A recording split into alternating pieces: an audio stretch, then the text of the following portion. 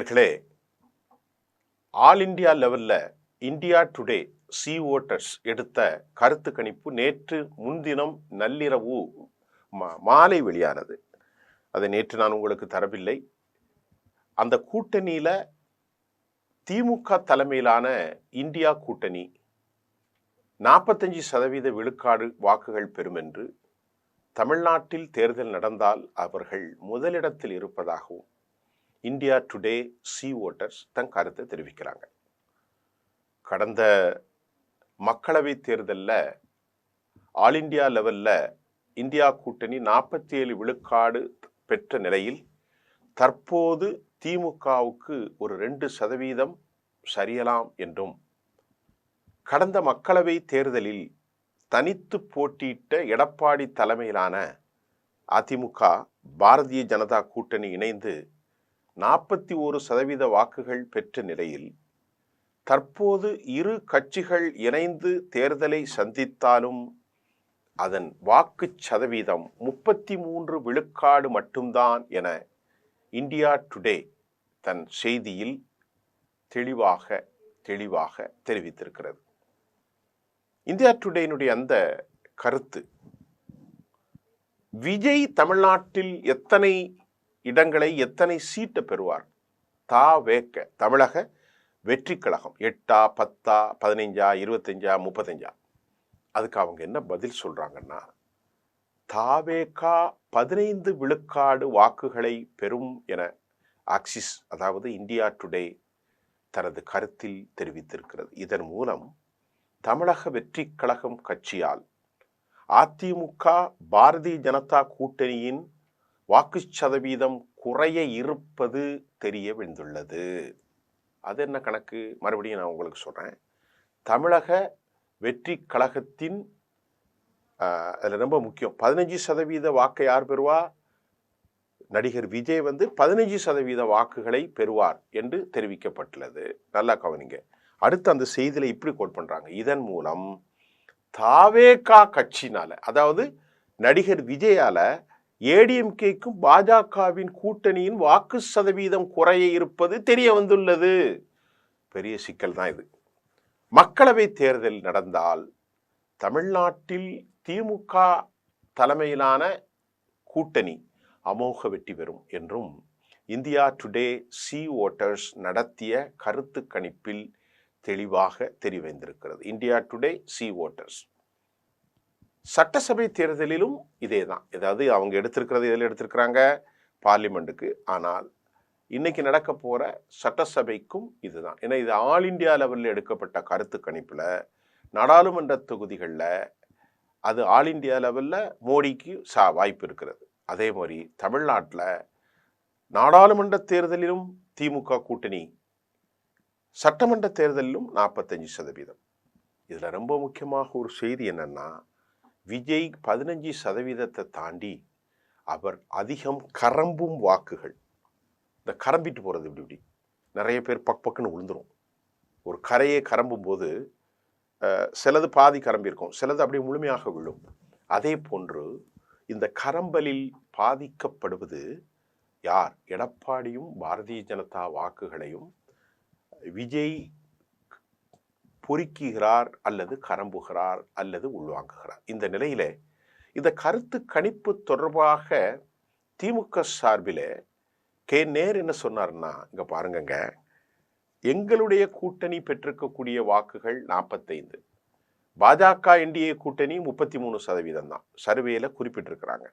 ஆனா எங்களுக்கு இடையில 12% என்பதால் தொடர முடியாத உச்சத்துல நாங்க இருக்கோம்.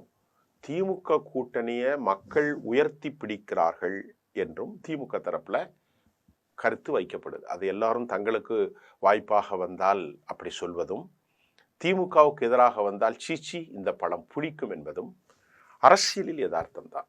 அப்ப 45% வாக்குகள் என்பது ரொம்ப குறைந்த கணிப்புத்தான் என திமுக சொல்லப்பட்டிருக்கிறது.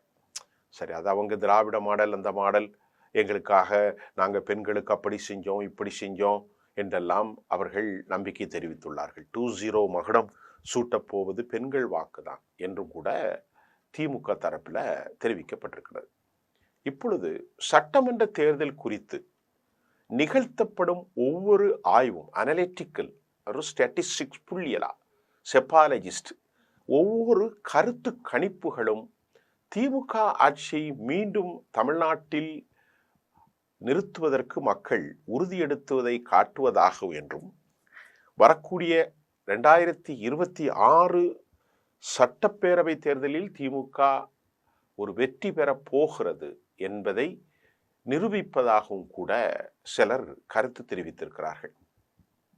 இதற்கிடையில அதிமுக வலிமை குறைந்த கூட்டணி அல்ல. அதிமுகவும் சரி, பாரதிய ஜனதாவும் சரி, பாட்டாளி மக்கள் கட்சியும் சரி, அமமுக, ஏஎம்எம்கே, பிஎம்கே மற்றும் பல 0.5%, 0.25%, 0.5% சிறிய கட்சிகள் இணைந்துள்ள இந்த அணி இது திமுகவிற்கு ஒரு பலமான சவாலை அளிக்கும் என எதிர்பார்க்கப்படுகிறது. அமித்ஷா இதே மாதிரி சாதிகள், அதாவது எதிர்ப்போ அவங்க முஸ்லிம் எதிர்ப்பு, ஆனால் உண்மையான பிரிப்போ இந்து சாதிகளை பிரிப்பது. பாஜக பீகார்ல இருக்கக்கூடிய இந்த ஃபார்முலாவை பயன்படுத்தி உள்ளதாக டெல்லியில் இருக்கிற அரசியல் தலைவர்கள் நமக்கு தெரிவிக்கிறார்கள்.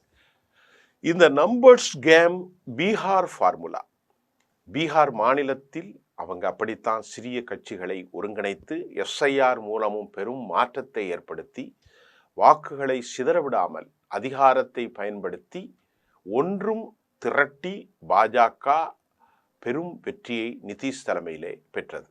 அதே போன்று பீகார் பாணியை தமிழகத்தில் செயல்படுத்த பாரதிய ஜனதா திட்டமிட்டிருக்காங்க. தமாக அதனால தான் சாதி கட்சியை பாருங்க, புதிய நீதி கட்சி, பருவக்குல வேந்தர் சமூகம், ஐஜேகே, தமிழக மக்கள் முன்னேற்ற கழகம், அதே போன்று ஏசி சண்முகம் முதலியார் கட்சி, எல்லாம் சாதி கட்சியை பாருங்க. இவங்கெல்லாம் இந்து மதத்தை காப்பாற்ற போறாங்க அப்படின்னு சொல்லி கொண்டு அந்த செய்தியில் வருவதைத்தான் நான் உங்களுக்கு சொல்றேன். சாதி ரீதியாக மக்களை அடையாளம் கண்டு என்டிஏ இதே மால வெற்றி பெற்றது. ஆனால் என்ன கணக்கு போட்டாலும் இந்த இந்தியா டுடே கருத்து கணிப்பின் மூலம் 33% வர்றாங்க. பீகாரில் 2020 ரொம்ப குறைந்த வாக்கு வித்தியாசத்தில் வென்ற என்டிஏ கூட்டணி 2025 இதே கூட்டணி வியூகத்தால் 200க்கும் மேற்பட்ட இடங்களை கைப்பற்றி சாதனை படைத்தது. அது அந்த மாநிலத்தின் சாதி மற்றும் நான் சொன்ன செய்தி வருது பாருங்க, அரசியல் சமன்பாடுகளை பொருத்தி அவங்க வெற்றி பெற்றிருக்காங்க. ஆனால் இது தமிழ்நாட்டுக்கு ஒர்க் அவுட் ஆகுமா என்ற கேள்வியும் எழுகிறது. அது ஒர்க் அவுட் ஆகுவதற்கு சமயம் இல்லை. அங்குள்ள சாதி போக்கு வேறை, தமிழ்நாட்டின் மதவாத போக்கும் தமிழ்நாட்டின் சாதியும் தமிழ் குடிகளின் மனோநிலையும் ஒன்று அல்ல. இதற்கிடையில என்டிஏ கூட்டணியின் ரொம்ப ஆக்சிஸ் அச்சாணியாக இருக்கக்கூடிய அதிமுக அம்மாவுடைய மரணத்திற்கு பிறகு, செல்வி ஜெயலலிதாவின் மரணத்திற்கு பிறகு அந்த கட்சி ஒன்றுபடாமலே நான் தலைவன் என்று எடப்பாடி பழனிசாமி கோலாச்சி கொண்டிருக்கிறார். 2021 தேர்தலின் போது இப்படித்தான் அவர் இருந்தார். ஆகவே அன்றைக்கு பாரதிய ஜனதா, பாமக உள்ளிட்ட கட்சிகள் இணைந்து அவர்கள் பெற்ற வாக்குகள் 39.71%. 2021 திமுக 40% தப்பிச்சு திமுக இருந்த போதிலும் 2024 மக்களவை தேர்தலில் அதிமுகவும் பாஜகவும் ஒன்று சேராமல் தனித்தனியாக போட்டியிட்டார்கள். நான் ஏற்கனவே சொல்லியிருக்கேன், அதில் 11% ராகுலா மோடியா. அப்போ திமுக காங்கிரஸுக்கு எதிரான ஓட்டுகள்லாம் மோடிக்கு விழுந்திருக்கு, அதிமுகவிலையும் உள்ள ஓட்டுகள் மோடிக்கு விழுந்திருக்கு. அந்த ஃபார்மேட் இங்கே சிக்காது, சரிவராது ராஜா, இது தனி என்று சொன்ன அதை இப்போ இந்தியா டுடே நிரூபிச்சிருக்கு. நான் சொன்ன 33% மேல் வராது. என்னுடைய காணொலியில் ஒரு வாரத்துக்கு முன்னாடி நான் வெளியிட்டேன், அதை நீங்கள் பாருங்கள். 33% சொல்லியிருப்பேன், 30 to 33 அது கரெக்டாக இருக்குது. ஏன்னா நமக்கு ஒரு போக்கு தெரியும். 35 ஆண்டுகள் 40 ஆண்டுகளாக தமிழக வரலாற்றை நாம் பார்த்து கொண்டிருக்கிறோம். அதனால் எனக்கு தெரியும், அதை நான் கணித்து சொல்லியிருக்கிறேன் ரொம்ப நடுநிலையோடு. இதற்கிடையில் அதிமுக அன்றைக்கு பெற்ற வாக்குகள் 20.46% வாக்குகளை பெற்றாங்க. எப்போ? பார்லிமெண்ட் எலெக்ஷனில். பாஜக கூட்டணி எவ்வளோ பெற்றாங்க? 2024 18.28% வாக்குகளை பெற்றார்கள். மறுபடியும் சொல்றேன், இதுக்கு முன்னாடி நடந்த எலெக்ஷன்ல 24 நாடாளுமன்ற தேர்தலில் ஏடிஎம்கே 20.46% வாக்குகளையும், பாரதிய ஜனதா கூட்டணி 18.28% வாக்குகளையும் அவர்கள் பெற்றார்கள். இது கடைசி நாடாளுமன்ற தேர்தல். இப்ப 2 கட்சிகளின் வாக்குகளை இப்போ கூட்டினா 40% தாண்டலாம். ஆனா களத்திலும் இரு கட்சிகளும் தொண்டர்களும் ஒருங்கிணைந்து செயல்படுவார்களா? பிஜேபி இவர்களுக்கு வாய்ப்பாக இருக்குமா என்ற கேள்வியை சந்தேகம் எழுவதாகவும் நமக்கு தகவல் வருது. தேசிய கட்சியினுடைய ஆதிக்கம் அதிகரிப்பதை அதிமுகவினுடைய பாரம்பரிய வாக்காளர்கள் அந்நியப்படுத்த வாய்ப்புள்ளது எனவும் அரசியல் ஆய்வாளர்கள் எச்சரிக்கிறார்கள். பாஜகவை ஏற்றுக்கொள்ள தயாராக இல்லை. பாஜகவின் வளர்ச்சியை தமிழ்நாட்டில் யாரும் விரும்பவில்லை. குறிப்பாக 2 கட்சிகளும் உள்ள திராவிட சிந்தனைவாதிகள், அது அதிமுகவாக இருந்தாலும் திமுகவாக இருந்தாலும் பாஜகவின் வளர்ச்சி அவர்கள் ஏற்றுக்கொள்ள மறுக்கிறார்கள். ஏதோ திணிப்பில் எடப்பாடி உள்ளே சிக்குண்டார் என்பதை மட்டும் இந்த கருத்து கணிப்புல அடுத்த செய்தி. இப்ப எக்ஸ்பர்ட்ஸுடைய கருத்து. இதுக்கு அடுத்து தமிழ்நாட்டில் பாரதிய ஜனதா தனது வாக்கு வங்கியை தொடர்ந்து உயர்த்தி வந்தாலும் திராவிட சித்தாந்தம் மற்றும் மாநில சுயாட்சி பேசும் தமிழ் மண்ணில் அதன் கொள்கைகள் இன்னும் ஊடுருவ முடியாத கடும் சடுதியில்தான் சிக்கி சவாலாக உள்ளது. பீகார் அரசியல் வேறு, மகாராஷ்டிரா போன்ற மாநிலங்களில் நிலவும் அரசியல் சூழல் வேறு, தமிழ்நாடு திராவிட அரசியல் பண்பாடு வேறு என சில மூத்த பத்திரிகையாளர்கள் சுட்டி காட்டுவதையும் நாம் இங்கே பார்க்கிறோம். தேர்தல் புள்ளி விவரங்களும் வாக்கு வங்கி கணக்குகளும் ஒருமித்து மாறுபட்டு வந்தாலும் இந்த கூட்டணியின் பலத்தை உணர கடந்த 2 முக்கிய தேர்தல்களில் வாக்கு விகிதத்தை நாம் ரொம்ப கவனமாக கவனிக்க வேண்டும். 2021 சட்டசபை தேர்தலில் அப்போ அதிமுக தலைமையிலான பாஜக மற்றும் பாமக இருந்து அதிமுக எத்தனை சதவீதம் பெற்றாங்க? 33.29%. நல்லா மறுபடியும் நான் உங்களுக்கு சொல்றேன். 2021 சட்டப்பேரவை தேர்தலில் கடைசியா நடந்த தமிழ்நாடு சட்டமன்றத்தில் எவ்வளோ வாக்கு வாங்கியிருக்கிறாங்க? அதிமுக தலைமையிலான கூட்டணியில பிஜேபி இருந்தது. அதிமுக தலைமையிலான கூட்டணியில இணைந்த பாமக அப்பா பிள்ளைகள்லாம் இருந்தாங்க. இதுல அதிமுக மற்றும் 33.29%, பாட்டாளி மக்கள் கட்சி 3.8%, பாரதிய ஜனதா 2.6% வாக்குகளை 2021 பெற்றாங்க. இந்த அணியினுடைய மொத்த வாக்கு பலம் 39.7% இருந்தது. தனித்து போட்டிட்ட டிடிவி 2.5% வாக்குகளை பெற்றார். 2024 மக்களவைத் தேர்தலில் இதே தான் நான் ஏற்கனவே சொன்ன, பாமகவும் பாஜக அதிமுகவும் தனித்து போட்டிட்டன.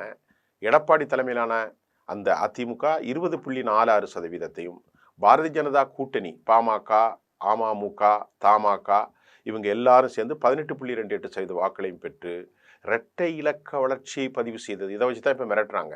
அரசியல் ரீதியான தாக்கங்கள், தமிழ்நாடு அரசியலின் கூட்டணி கணக்குகள் அது வெறும் எண்களின் கூட்டல் மட்டுமல்ல, அது தொண்டர்களிடையே நிலவக்கூடிய கெமிஸ்ட்ரி சார்ந்ததாகும்.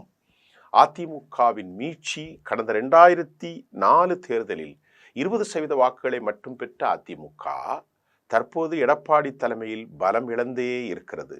ஒருங்கிணைந்தால் தனது பழைய வாக்கு 30% வாக்கு வங்கியை அது மீட்க போராடுகிறது. ஆனால் இந்த கூட்டணியில் அதிமுக பெரியண்ணன் என்பதால் கட்சியின் தொண்டர்கள் உற்சாகத்தில் இருந்தாலும் பாரதிய ஜனதாவின் பங்களிப்பு கடந்த தேர்தலில், அதாவது 2024 நாடாளுமன்ற தேர்தலில் 11% வாக்குகளை வெற்றி அவர்கள் கூட்டணி 18 பெற்று, குறிப்பாக பாஜக நகர்ப்புறங்களில் மேற்கு தமிழ்நாட்டில் பாரதிய ஜனதா பெற்றுள்ள இந்த வளர்ச்சி அதிமுகவின் பலத்தோடு சேரும்போது திமுகவிற்கு கொஞ்சம் சவாலாக அமையும். அதையும் மறுக்க முடியாது. அதே போன்று பாமக 4% வாக்கு வங்கிய மாவட்டங்களையும் அமமுக தென் மாவட்டங்களில் இந்த கூட்டணிக்கு ஒரு கூடுதல் பலம் சேர்க்கும். சாதி ரீதியான வாக்குகள் சிதறாமல் ஒரு சேர ஒரு வேளை விழுந்தால் இது பல தொகுதிகளின் வெற்றி தோல்வியை தீர்மானிக்கும் சக்தியாக மாறும். ஆளும் கட்சியான திமுக தனது மிகவும் உறுதியான கூட்டணியில காங்கிரஸ் கட்சி, இடதுசாரிகள், விடுதலை சிறுத்தைகள் போன்ற கட்சிகளோடு அவங்க ஒரே வெற்றி ஃபார்மேட்டை தமிழ்நாட்டில் எடுத்து அற்புதமாக பயணிச்சுட்டு இருக்கிறாங்க. பல எதிர்ப்புகள், ஆன்டி இன்கம்பன்சி மலை போல திமுக மேலே குவிஞ்சிருக்கு. சட்டம் ஒழுங்கு எல்லா பிரச்சனையும் ஏகப்பட்டது இருக்கு. ஆனாலும் அவங்க என்ன நம்புறாங்கன்னா, இந்த நலத்திட்டங்கள் மூலம் சமூக நீதி முழக்கங்களை முன்வச்சு திமுக இப்போ தன் பிரச்சாரத்தை துவக்கி இருக்கிறது. அதே சமயம் கூட்டணியில் திமுகவில் பல உட்கட்சி சிக்கல்கள், அரசியல் வாய்ப்பு வாதங்கள், கூட்டணியில் இணைந்துள்ள கட்சிகள், காங்கிரஸ் கட்சி போன்றவர்களுக்கு இருக்கிற முரண்பாடு, தேமுதிக சேர்க்கல, இதெல்லாம் பெரும் தலைவலி. பாமகவில் இருக்கக்கூடிய ராமதாஸ் அன்புமணிக்கு எழுந்துள்ள கருத்து வேறுபாடுகள், டிடிவி தினகரன் அமமுக மீண்டும் அதிமுகவோடு இணைந்திருப்பது போன்ற மாற்றங்கள் வாக்காளர்கள் மத்தியில் கொஞ்சம் அரசியல் வாய்ப்புவாதம் என்ற பிம்பத்தை ஏற்படுத்தக்கூடும் என திமுக தரப்பில் அஞ்சுகிறாங்க. ஆக கூட்டணி காகிதத்தில் பலமாக தெரிந்தாலும் பூத் மட்டத்தில் தொண்டர்களுடைய ஒருங்கிணைப்பு, தெளிவான தலைமை வெற்றியை தீர்மானிக்கும். தமிழக வாக்காளர்கள் எப்போதும் ஒரு தெளிவான முடிவை எடுப்பார்கள். இது 1980 நடந்திருக்கு. இந்த மெகா கூட்டணி வியூகம் வெற்றி தோல்வியை கொடுக்குமா என்பதை நமக்கு தெரிய வரும். இதை நான் உங்களுக்கு தெளிவாக சொல்லிட்டேன். இப்போது நீங்கள் புரிஞ்சுக்கிடுங்க. அதிமுகவுக்கு பெரும் செட்பேக்கு. அந்த செட்பேக்கு காரணம் தலைமை பலமிழந்தது, அனைவரையும் சேர்க்க மறுத்தது. அதை மட்டும் இல்லாமல் எடப்பாடி கடைசியாக பெற்ற வாக்குகள் 20% மட்டுமே. கூட்டணியை சேர்ந்தால் மட்டும் அவர்கள் கூடுகிறார்கள். அதற்கு இந்த முறை சாத்தியமில்லை என்பதையும் இந்தியா டுடே தன் கருத்து கணிப்பிலே தெரிவித்திருக்கிறார்கள். அவர்கள் தெரிவித்தாலும் தெரிவிக்காவிட்டாலும் மக்களின் மன ஓட்டங்களை பெற்ற நாம் 33% வாக்குகளை அதிமுக பெறும் என்று சொல்லியிருக்கிறோம்.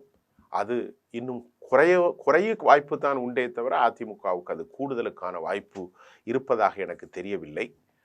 இதற்கிடையிலே அடிமட்ட தொண்டர்களிடையே பாஜக அதிமுகவிலே இருக்கிற பிளவுகள் தென்படுகிறது. 1980 117 நின்று ஆட்சியிலே பங்கு வெற்றி பெற்றவர்கள் அதிகாரத்துக்கு வரலாம் என்று சொல்லப்பட்ட நிலையில கீழ்மட்டத்தில் இருக்கும் திமுகவினரும் காங்கிரசினரும் ஒருவருக்கு ஒருவர் இணையாமல் வாக்களிக்காமல் மறுத்த நிலை தற்போதும் ஏற்படலாம். இது திமுகவுக்குத்தான் வாய்ப்பாக அமையும். அப்படித்தான் இந்த போக்குகளை இந்தியா டுடே, ஆக்சிஸ் மட்டுமல்லாமல் அந்த கருத்து கணிப்புகள் தெளிவுபடுத்தியிருப்பதும் பார்க்க முடிகின்றது. கடைசி நேரத்தில் ஏற்படுகிற மாறுதல்கள் உட்பட்டது. இன்னும் தேர்தல் தேதி அறிவிக்கப்பட வேண்டும். வேட்பாளர்கள், லோக்கல் இஷ்யூஸ் எல்லாம் சேர்ந்துதான் வெற்றி தோல்வியை தீர்மானிக்கும் என்பதே உண்மை. இதில் 15% பெறக்கூடிய நடிகர் விஜய் அதிமுக பாஜக கூட்டணிக்கு பெரும் தலைவலியை ஏற்படுத்தக்கூடும் என்பது அவர் அந்த வாக்கை பிரிக்கிறார். அப்போ திமுகவின் வாக்கையும் நிச்சயமாக பிரிப்பார், அதிலும் சந்தேகம் இல்லை. ஆனாலும் சீமானுடைய வாக்குகள் குறையலாம். இதில் யாருடைய வாக்கை அவர் அதிகம் பிரிக்கிறாரோ அந்த கட்சி இழப்பை சந்திக்கும். அவர் பெறுவது 12ஆக இருக்கலாம், 15ஆக இருக்கலாம், 18ஆகவும் இருக்கலாம். அவர் ஆட்சிக்கு வரப்போவதில்லை.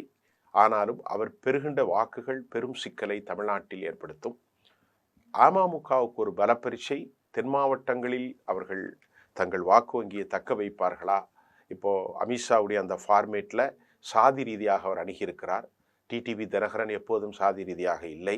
அவரை சாதிக்குள் அடைக்க முயற்சிக்கிறார். பாரிவேந்தரை சாதிக்குள் அடைத்தார். வன்னியர் கட்சிகளை சாதிக்குள் அடைத்ததை போன்று எல்லாவற்றையும் தங்களுடைய வாக்கை தான் வெற்றி பெறுவதற்கான வழிவகைகளை பாரதிய ஜனதா பீகார், மகாராஷ்டிரா அல்லது குறிப்பாக யூபி போன்ற ஃபார்மேட்டை தமிழ்நாட்டில் பயன்படுத்துவது அவர்களுக்கு வெற்றி தருவதற்கு வாய்ப்பில்லை என்ற இந்த இந்தியா டுடே கருத்தில் தெரிவிக்கிறது. மீண்டும் ஆதாரமான செய்திகளோடு நான் உங்களை சந்திக்கின்றேன். நன்றி.